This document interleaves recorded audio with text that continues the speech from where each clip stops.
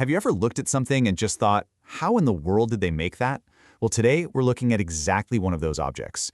It's a simple, really elegant wooden box that holds this brilliant secret in its curves. We're going to pull back the curtain on the steam-bent shaker box and show you the incredible ingenuity packed into such a simple design. So, here it is, the Shaker-style keepsake box. For centuries, people have loved these things, not just because they're beautiful, but for the amazing technique used to make them. They're just a perfect example of form meets function, designed to hold your personal treasures and truly built to last for generations. Okay, so before any steam or any bending happens, the success of the entire box is pretty much decided right here, in the planning stage. It's all about precision and, maybe most importantly, choosing the exact right materials from the jump. When you look at the diagram, you can see just how beautifully simple the box's construction is. I mean, you've got the lid top and the bottom, and then the two thin sides. But look closely at those tapered fingers at the ends of the sides.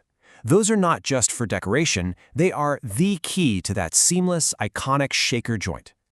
So why ash? And, even more important, why air-dried ash? Well, it all comes down to elasticity. See, kiln drying wood, basically baking it, makes it brittle. It cooks out all that natural flexibility.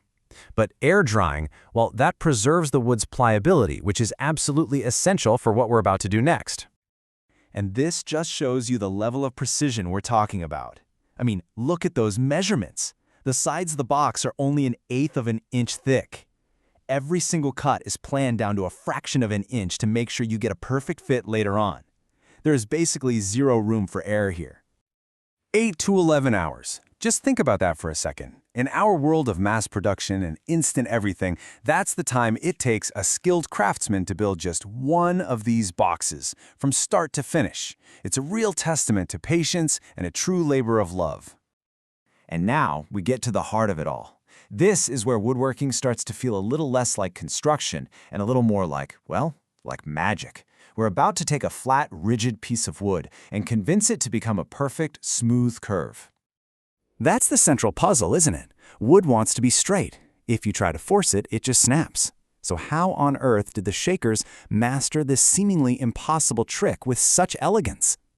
Well, the answer is this amazing 4-step dance of preparation, heat, and speed. You taper the wood, you build your guide, you hit it with steam, and then you have to act fast. Let's break each one down. It all starts with this tiny but really crucial detail.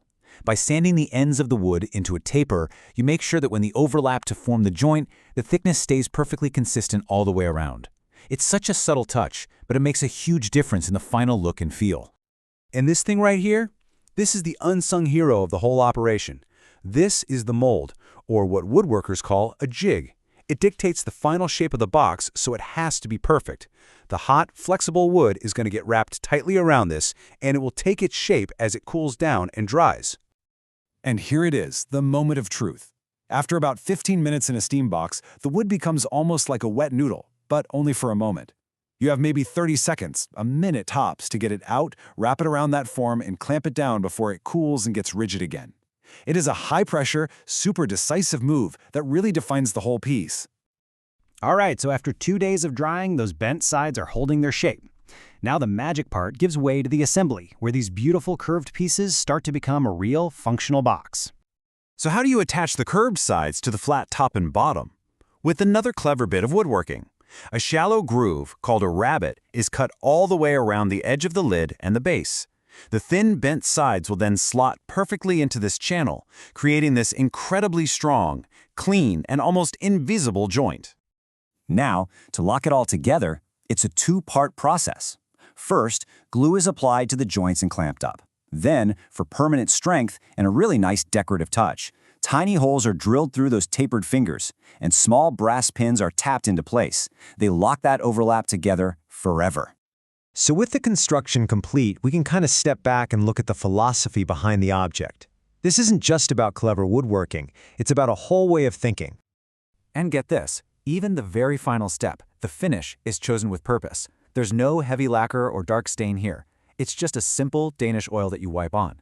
It protects the wood, sure, but it doesn't hide it. The whole goal is to let the natural beauty of the ash grain and the elegance of the form speak for themselves. And so, here we are, right back where we started. But now, when you look at this box, you see it all, don't you? You see the choice of that special air-dried wood, the precisely tapered fingers, the memory of steam and pressure, and those carefully cut joints. Nothing is wasted. Nothing is just for show. It's just a powerful reminder that sometimes the most elegant solutions aren't about adding more, but about deeply understanding the nature of your materials. The Shakers didn't fight the wood, they convinced it to bend. It kind of makes you wonder, right? How many other problems could be solved not with force, but with just a little bit of steam and ingenuity?